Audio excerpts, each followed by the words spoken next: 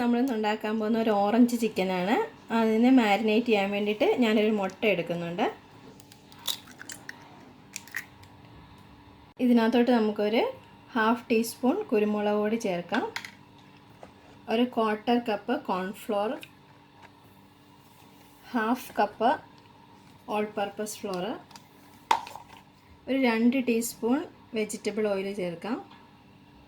ഇതിനകത്തോട്ട് പാകത്തിന് ഉപ്പും കൂടി ചേർത്ത് നന്നായിട്ട് ഇളക്കിയതിന് ശേഷം നമുക്ക് അതിനകത്തോട്ട് ചിക്കൻ ഇട്ട് ഇളക്കി കൊടുക്കാം. നമുക്ക് ഇതൊന്ന് നന്നായിട്ടൊന്ന് ഇളക്കി കൊടുക്കണം. ഇത് ഇച്ചിരി തിക്കാണ്, അതുകൊണ്ട് നമുക്ക് ഇതിനകത്തോട്ടൊരു 2 ടീസ്പൂൺ വാട്ടർ ഒഴിച്ചു കൊടുക്കാം. ഇതാണ് നമ്മുടെ ഇത് ഈ കൺസിസ്റ്റൻസിയിൽ വേണം. ഇതിനകത്തോട്ട് നമ്മൾ 1/2 കിലോ ചിക്കൻ ക്ലീൻ ചെയ്ത് വെച്ചിട്ടുണ്ട്, അതിട്ട് കൊടുക്കാം. എന്നിട്ട് ഇത് മാരിനേറ്റ് ചെയ്ത് ഒരു 1/2 അവർ റെസ്റ്റ് ചെയ്യാൻ വെക്കാം.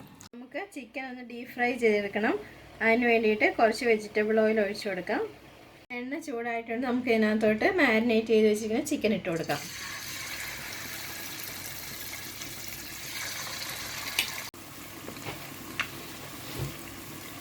നമുക്ക് ഈ ചിക്കന് വേണ്ടിയിട്ട് സോസ് ഉണ്ടാക്കാം. അതിന് വേണ്ടിയിട്ട് 1 ടീസ്പൂൺ ജിഞ്ചറും 1 ടീസ്പൂൺ ഗാർലിക്കും ചെറുതായിട്ട് അരിഞ്ഞെടുത്തിട്ടുണ്ട്. അതൊന്ന് എണ്ണയിലോട്ടിട്ട് വാട്ടിയെടുക്കാം. ഒരു 1/2 ടീസ്പൂൺ ചില്ലി ഫ്ലേക്സ് ഇട്ട് കൊടുക്കാം.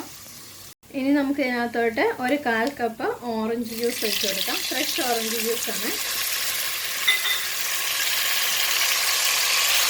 2 ടീസ്പൂൺ കോൺഫ്ലോർ 4 ടീസ്പൂൺ വെള്ളത്തിൽ കലക്കിയത് ഒഴിച്ച് കൊടുക്കണം.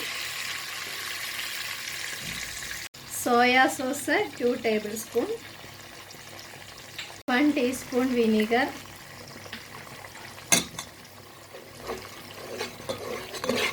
1 ടീസ്പൂൺ ഷുഗർ. ഇതിനകത്തോട്ട് ഫ്രൈ ചെയ്ത് വെച്ചിരിക്കുന്ന ചിക്കൻ ഇട്ട് ഇളക്കി കൊടുക്കാം.